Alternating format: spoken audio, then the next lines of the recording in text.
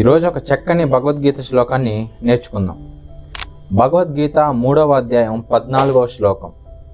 అన్నాద్భవంతి భూతాని పర్జన్యాదన్న సంభవః యజ్ఞాద్భవతి పర్జన్యో యజ్ఞకర్మ సముద్భవః.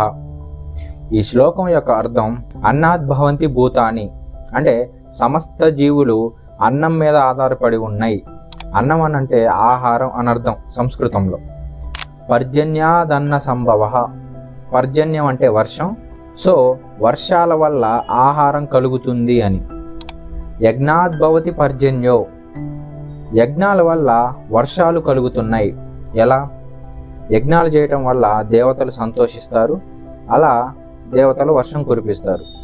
యజ్ఞ కర్మ సముద్భవః, ఈ యజ్ఞాలు చేయాలంటే మనకి నిర్దేశించబడిన విహిత కర్మలు, సత్కర్మలు చేసి ఉండాలి.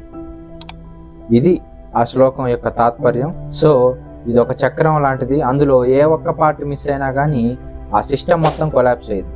సో అది విషయం. ఇంకేదన్నా టాపిక్స్ డిస్కస్ చేయాలి అని అనిపిస్తే కమెంట్ చేయండి.